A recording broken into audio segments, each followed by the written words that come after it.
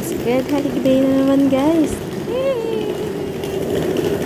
Uwi na siya guys. Kasi ihatid ko siya sa Colon Tong.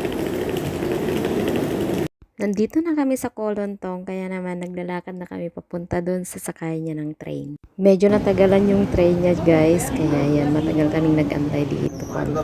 Ayan, dala-dala ko yung maleta.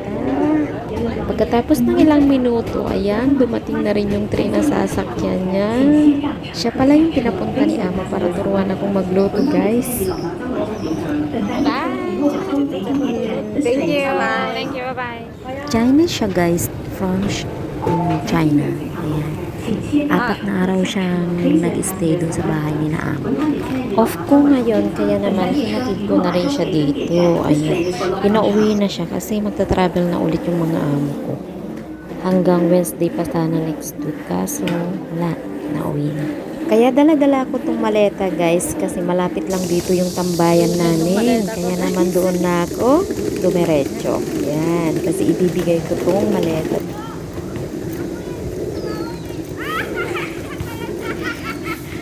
Sabi ko, kanina ka tinitignan, saan kaya yung...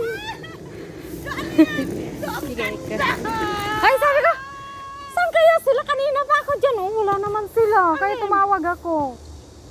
Nandiyan pala kayo? Doon ganda! Dahil nadatnan ko silang kumakain guys. Kaya naman, nakikain na rin ako dito guys. Makikain tayo guys. Manat kung luto nila. Naglalaway na ako. Sarap.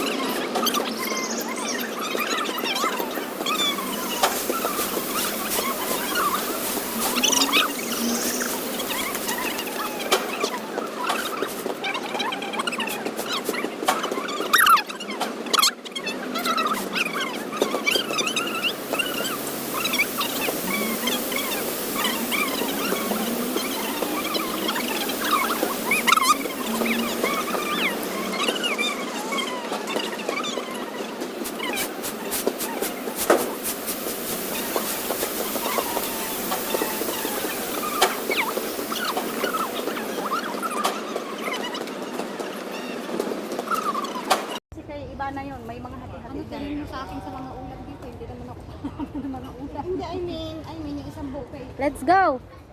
Alis na tayo.